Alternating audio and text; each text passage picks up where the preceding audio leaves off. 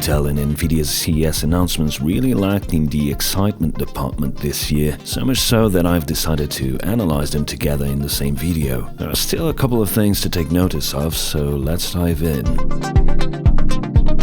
This video is sponsored by UCDkeys.com. UCD Keys have a great offer at the moment with Windows 11 keys for just $25, Windows 10 Pro keys for just $16, Office 2021 Pro Plus for $49.90 for a lifetime key. I've used this service myself and the keys work great and are sent to your email super quickly. The keys also work globally. You can get an additional discount of 20% on all offers by using the coupon code C30 at checkout. So that brings Windows 11 Pro, for instance, down to just $17.50. Get your keys safely at UCDkeys.com.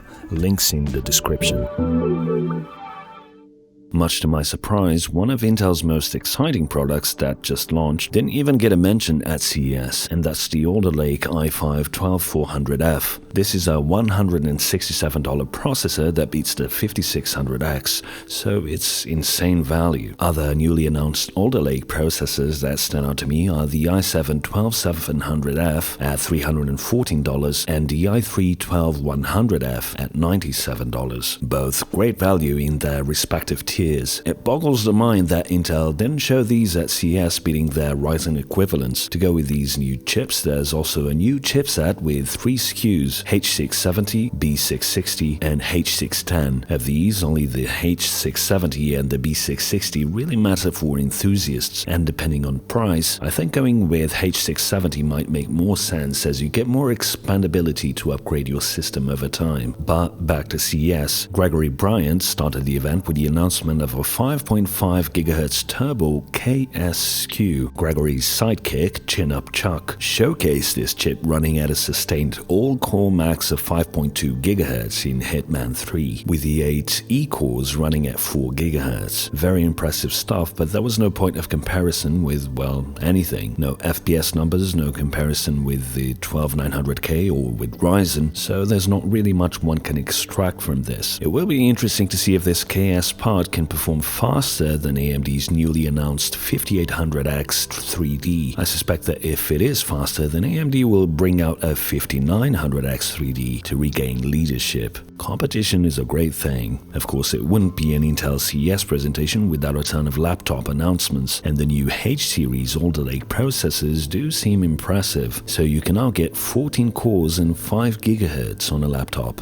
with Intel claiming a 40% uplift from the 11th gen parts. Intel compared the new i9-12900HK with a 3080 to an AMD Ryzen 9 5900HX, also with a 3080, claiming up to 49% faster performance. But seeing as AMD just launched Round Brown, this comparison seems kind of useless to us. We'll see how the two latest generations stack up against each other in the coming months. There were also the P-series low-power SoCs announced, but nothing caught my eye there. Now, if you were expecting news of discrete ARC GPUs for the desktop, think again. The only mention of ARC from Intel is that they are shipping it to OEMs for laptops, like the Alienware X17. To add to the disappointment, Intel has changed the launch date for ARC on the architecture's landing page. It used to say Q1 of 2022, and now it just says 2022. So it seems that the meme of Intel always failing to deliver new technology on time continues to ring true. There was a brief mention of Death Stranding Director's Cut featuring XCSS, and a few studios that will be adding XCSS to their games throughout 2022. This is great news, but still lackluster compared to how far ahead the competition is. And that's it. The rest of the presentation revolved around Mobileye, Intel's autonomous vehicle division. Autonomous driving was this year's hot tech at CES, which is fine and arguably interesting from a technical perspective, but not really suited for the consumer electronics show. I don't want to be too negative on Intel, but I expected more, a lot more. Looking at this slide from ASML's recent yearly results presentation, we see the expectation for growth in semiconductors has automotive at almost 16%, with personal computer at a modest 2.6% in the next 5 years. So from a business perspective, it makes sense for Intel to present the way they did, giving Mobileye the lion's share of airtime. But wasn't the reason behind getting rid of Bob Swan and getting an engineer on board as CEO precisely to focus back on getting consumer confidence and market leadership in Intel's key segments like the PC? The company's divisions seem completely disconnected from one another, and the overall vision still seems to be one of short-term profits and investor pandering rather than innovation, especially when it comes to consumer electronics, you know, the focus of this event. I'm really looking forward to ARC, and I hope Intel's delivery this year far exceeds the expectations that their messaging is generating. Intel needed to get consumers excited about what they will be launching this year and to communicate clearly how their products are better than what their competitors will be bringing out. As far as I'm concerned, they failed at that.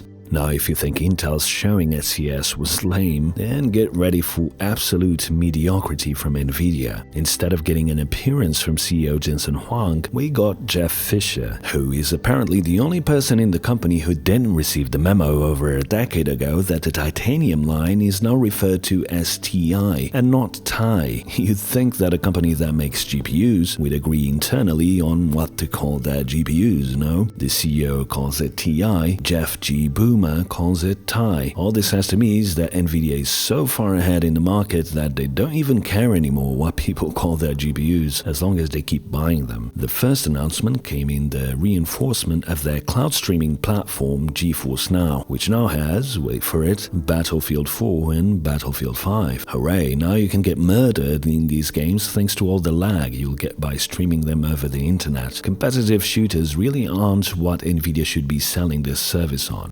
By the way, $99 for a 6-month membership of GeForce Now with access to a 3080 seems extremely expensive to me in a world where consoles and Game Pass exist. Next, Nvidia announced several games with RTX and DLSS coming early this year, and it's nice to see at least some focus on gaming from the company. That's what one expects at CES. Of course, new hardware is what we were all keen on seeing announced, and Nvidia introduced the RTX 3050, which it compared to the 1650, the 1050 Ti, and the 1050, but not the 2050. Oh, that's right, because the 2050 was only introduced last month and for laptops only. So anyway, we can guesstimate based on this not very informative performance chart from Nvidia that the 3050 is anywhere between 70% to 100% faster than the GTX 1650. So that should put it about on par with the 2060, or 40% slower than the 3060. The MSRP for the 3050 is announced at $250, but going by current street prices, the card should retail for around $625. You can find the much faster 6600 XT from AMD for the same price at Newegg, so I really don't see the point of this card. If it had 4GB of VRAM and was coming at $200 like the 6500 XT, it would probably put AMD to shame, while at the same time dodging miners. But seeing as it has 8GB of VRAM, these will likely be very interested in it for Ethereum mining. That's the strange world we live in, where we're hoping budget GPUs come with less VRAM and not more. I don't see a reason for getting a 3050 unless all the games you play support DLSS, and even then, it's a hard sell. The card will be available on the 27th of this month, so if you'd like to see me review it, then consider supporting me on Patreon at patreon.com/Cortex. Of course, it wouldn't be a CES presentation without laptops, and Nvidia announced 160 plus RTX laptops for this year, starting at $800, with Intel's mobile Alder Lake and Rambram from AMD looking as good as they do, and with the full platform advantages that Intel and AMD offer when combining their CPUs and GPUs into the same design. I think Nvidia laptops have their days numbered. The brand still carries a lot of weight, and having a GeForce sticker on a gaming laptop will still generate sales, but I get the feeling that AMD and Intel will squeeze Nvidia out of the laptop market because of the symbiosis that a CPU plus GPU combo provides. More and more we will see features that make use of the full platform being on the same hardware maker, and unless Nvidia can make the difficult ARM acquisition happen, they won't have much to offer to compete with this. If I were in Nvidia's shoes, I'd be designing a RISC-V based CPU in-house right now and working with OEMs to create laptops with Nvidia CPUs CPUs and GPUs. This is a huge segment of the PC market that is slipping through their fingers, and I don't see Nvidia doing anything about it. For now, like I said, the brand will still carry them, and I can see something like the newly announced MSI GS77 with the new RTX 3070 Ti mobile card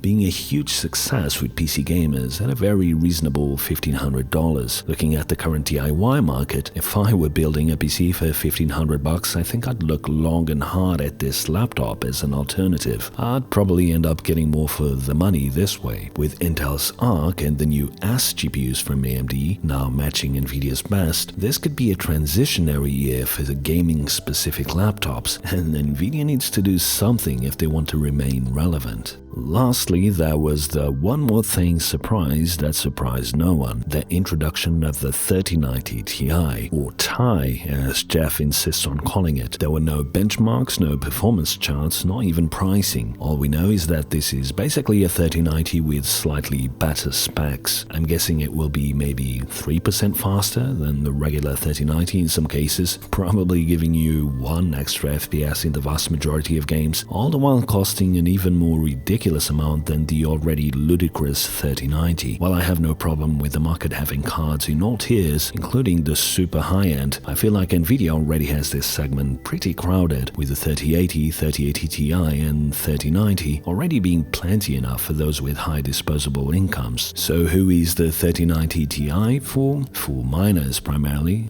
perhaps for a few of the 1%ers out there. And that's that from Nvidia. A 3050 that miners will buy, a 3090 Ti that miners will buy, and the streaming service that's not enticing enough for enthusiasts. If it weren't for the 3070 Ti mobile card, I'd say the Nvidia presentation was a complete failure. Under normal market conditions, if we ever see those again, I think the 3050 would actually be an interesting product, but as is, it's the same as if it didn't exist. I certainly wouldn't pay over $600 for this level of performance. So to conclude, both Intel and Nvidia had a very tame showing at CES.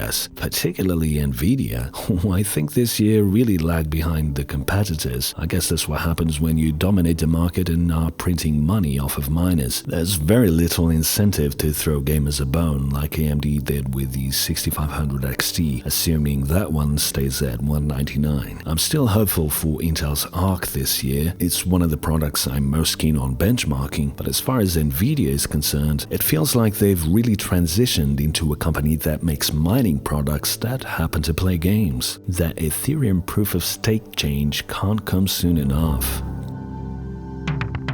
This video was made possible by my awesome patrons. With YouTube revenue decreasing rapidly, it's up to you guys to support small channels like mine, and your support on Patreon is crucial to keep it going. Consider supporting me on Patreon for just $1 per month and get exclusive access to the Cortex Discord server, where you can talk to me directly and be a part of a welcoming community of enthusiasts. So join my Patreon today. Thanks for watching, and until the next one.